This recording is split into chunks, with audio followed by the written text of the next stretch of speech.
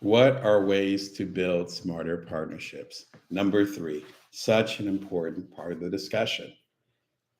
We end often how we begin. We finish start. When it comes to smart partnerships, I think the first step is to create clear boundaries from the beginning.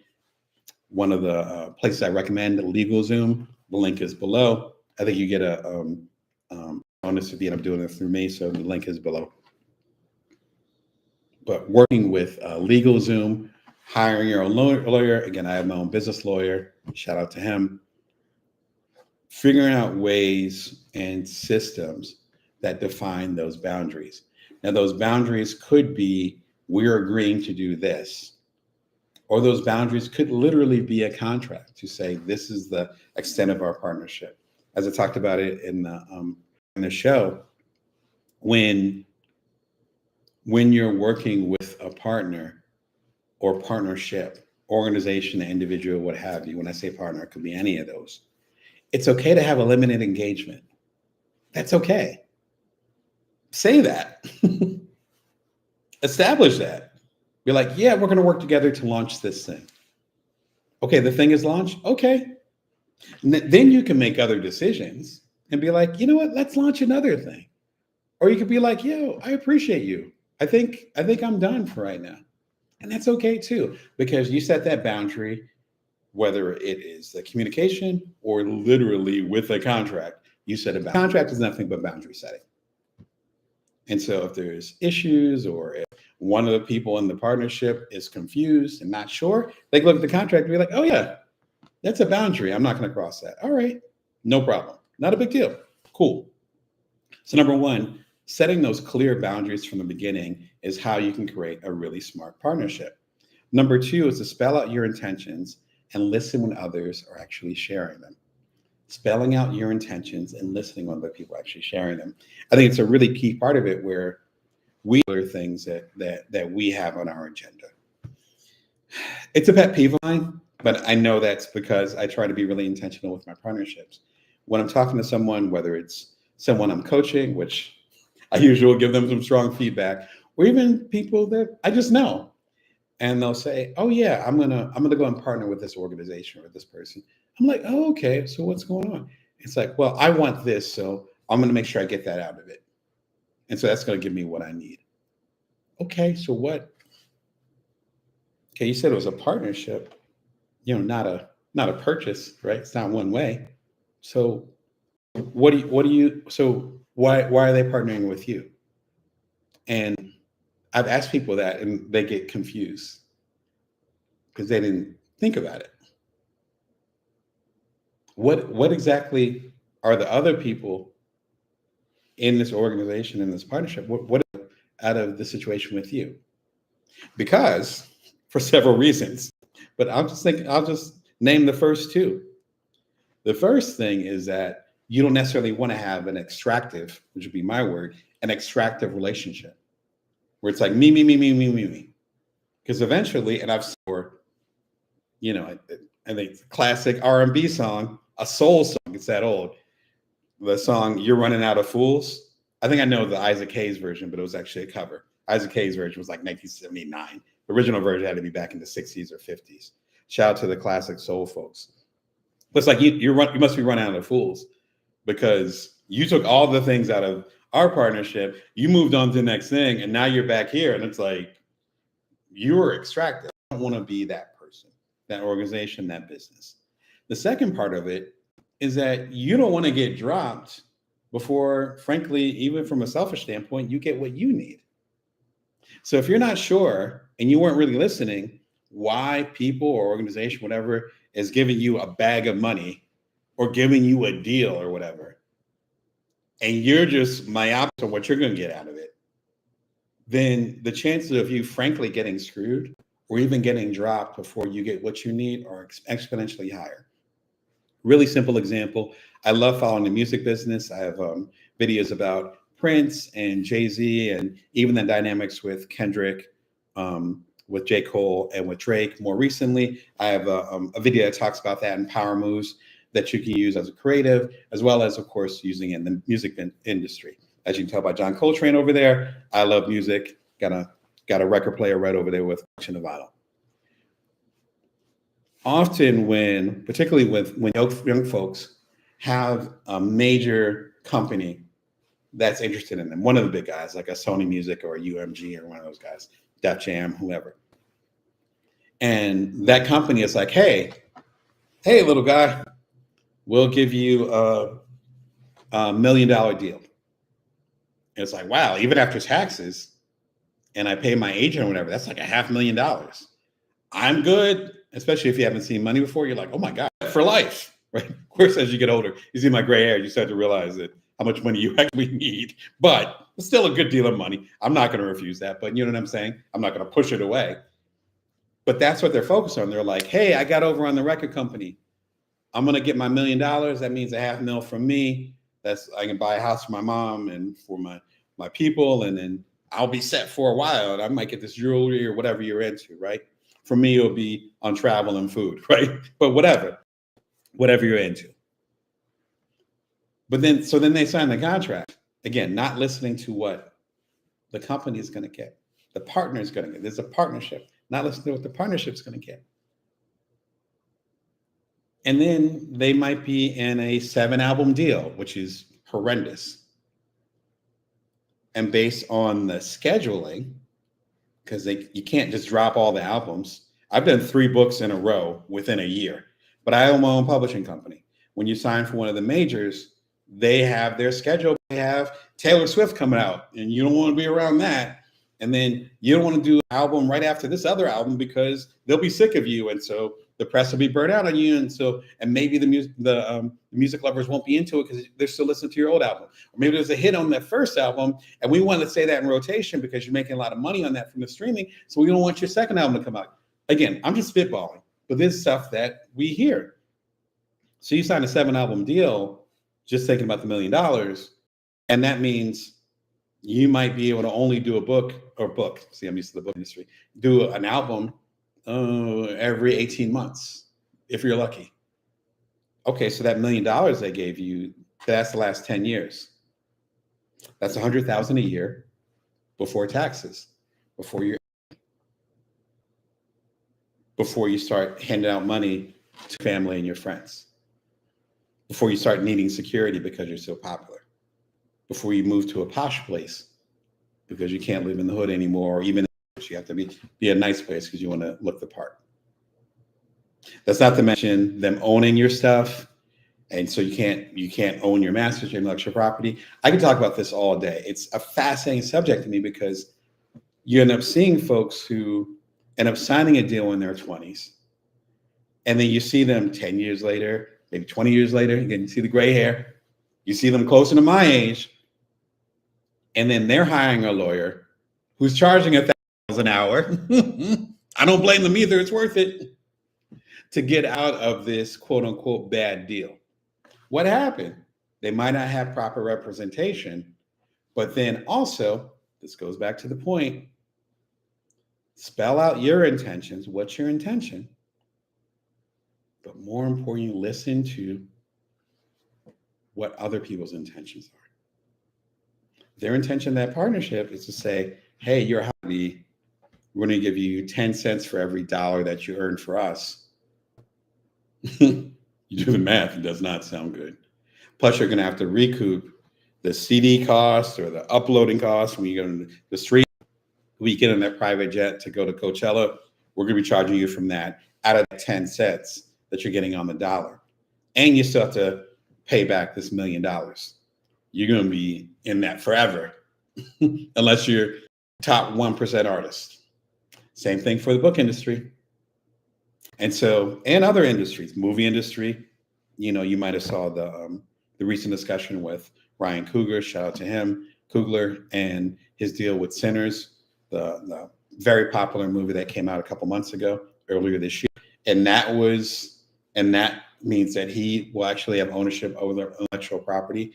And I think it's Warner Brothers, whoever he's working with, will not have. So that's literally, I don't know if he has kids, but that's a legacy in the Coogler family. He's on that scale, but he's doing the same stuff I'm doing with my books. Like this is this is part of the Brown family. Like nobody owns this. Like this is ours. You know, if I were to pass out right now, not planning on it, but if I were to pass out right now, my kids will have the book. Like that kind of thing. My mama will have the book. Those things come about, and we make those mistakes when we're focused on what we want versus hearing what the other person's trying to get out of it. Not that it's malicious, but we have to know. Otherwise, why would they be giving you a bag of money? Why would they be making a deal with you? It's a simple question. We think it's because of our charm or because we got over. No, it's because they're getting something out of the partnership. That is crucial. That is key. And if you're not recognizing that because you're focused on what you're going to get out of it, you're going to be focusing over while whoever you're partnered with, multiple people, organization, whatever, they're going to be getting what they need. And you might not even know what they need. And that means while you're trying to get over, they could be kicking you to the curb, as we used to say, before you even get what you need. Again, you got to read the label. Shout to Jizza. You got to read the labels. Part of that. So number one, creating clear boundaries from the very beginning. That's how you make successful and strong, smarter partnerships. Two is to spell out your intentions and listen when others actually share them. And finally, understand the intended outcome. What is the intended outcome? Is it a book? There's some people, I always talk about this with the people that I coach. Some of you are watching right now. If you're going to coach with me in the future, then this is important. Whenever or before I take on one as a coaching client, and it could be someone who's multimillionaire, who's a successful founder. It could be someone who's, just out of grad school and they're trying to get their stuff together. Y'all know who you are. That represents the wide swath of people that I coach. Our first conversation is about what's the actual outcome of this. What is the measurement of success? And in some cases, there's folks that I've coached for several years now. There's other folks where I coach them just for a season. As I was in today's newsletter at joindamon.me, talking about what to do when you can't see the path. But there's seasons for everything. Where some of them, this one person I coached recently, we just coached for a few. That was all they needed. Outcome, mission accomplished, done. And then other folks, it's like it's a continual process. I want to level up how I show up in the world. Okay, that's probably not going to be a couple weeks, right? It's a process. It's a habit. That takes time. So what exactly is the intended outcome? And this intended outcome, I would argue, for a successful, smart partnership, it has to be shared. It has to be. It has to be shared. You wanting one outcome and then your partner or partners wanting different outcomes, unless the Venn diagram is ridiculously tight, like the union is, and it overlaps that much, maybe get away with that. But chances are there's going to be dissatisfied partners within that. And that's the seed for dissension. So smart partnerships, number one, creating clear boundaries from the beginning. It could be contractual. It could be a crucial conversation. Number two is to spell out your intentions and listen when others have to share something. Really important. Number three, understand the intended outcome. And is it a shared outcome? If it's not, that needs to be a conversation. If you want to go deeper into that, the book Transitions, one of my favorite books, has been recommended to me for literally for decades. What's it say, 40th anniversary edition? And this is an old book too. It wasn't 40th this year. This copy is relatively old. Fantastic. William Bridges. I know. Couldn't have a better name for this guy. I always thought it was a joke. I was like, did he change his name? No, his name's Bridges. Did a book, the definitive book about transitions. Fantastic book. It's helped me through some really hard stuff personally as well as business-wise. Highly recommend. Again, you can see the dog ears if you look closely. And there's three parts to every transition if we're talking about ending something. There's the ending, there's the neutral zone, and the new beginning. One of the key things that I took away from this is that they all overlap. As I talked about, again, at my newsletter, joindamon.me today, about when you can't find the path or when you don't see the path. The ending's going to over neutral zone.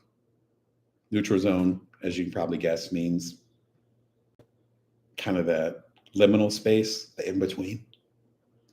And then the neutral zone, the in-between, is going to spread into the new beginning. But you can't have the new beginning without the ending. And you can't have the ending unless you start.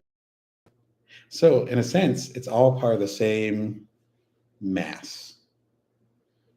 And the more you accept that, the more you're able to find peace when things aren't black and white and cut and dry. That's part of the conversation we're having today. Hopefully some of these tools will help you find comfort in the things that are vague. And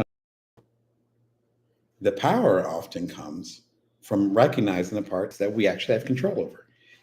If you're unsure about this partnership, then talk with the partner, talk with the organization, but do it in a way where you're not talking at them, but actually not about your outcome, but also listening to what they have to say. And maybe that partnership transitions into something else.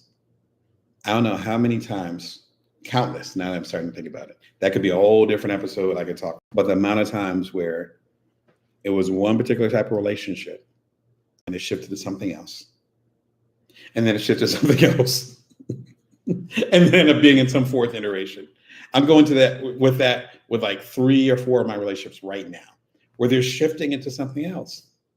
Hell, if you're a parent or you have a hand in guiding a young person, that happens almost every damn day. They're shifting. So even if you're of age, I'm fully grown, even if you're of age, they're shifting. So then the relationship has to shift. That's the case for all our relationships. But I think once we become adults, we become fixed in this idea where it's supposed to stay the same. It's not. All of our relationships are in transition. There are people that have coached me or mentored me or literally taught me. And then afterwards, they became like mentors just in a broad sense. And then we became peers. And then for some things, I'm actually mentoring them now. That's just the flow. That's just the water of life. That's how it works. So if we're talking about ending or evolving partnerships, you got to talk about this book. And it has tools to more from a mindset to frame around whatever transition you're about to go into. And the last recommendation would be Start Your Business Now, Step by Step. The full masterclass, as I talked about at the top of the show, just finished a masterclass about starting your business from idea to execution to getting paid to even getting acquired. I went into even more detail than I did today about the experience of having my startup acquired quite a few years ago. And what went into it, how things are broke down, how you get paid in those instances, how sometimes you don't get paid in those instances. All is revealed as much as possible within the live show format. Check it out. The link is below. I so appreciate y'all coming through. Thank you for rolling with the new format. We're going to work on this and hopefully have some more graphics, and those are actually called griffins at the back. Shout out to my master's in journalism. It's actually coming in handy. Shout out to Northwestern. But the griffins at the bottom, or I'm sorry, chyrons. See, I didn't remember what it was called. Chyrons, you see them on CNN and stuff. We'll get back to that. We'll get into the flow. But thank you for rolling with me today. I appreciate the comments. And I will see y'all soon, whether it's in an old episode or on the next live coming on Wednesday. Until next time, remember, you can always bring your worth. You can always build from now. Take care of yourselves, particularly right now. Take care of yourselves and take care of others. Bye for now.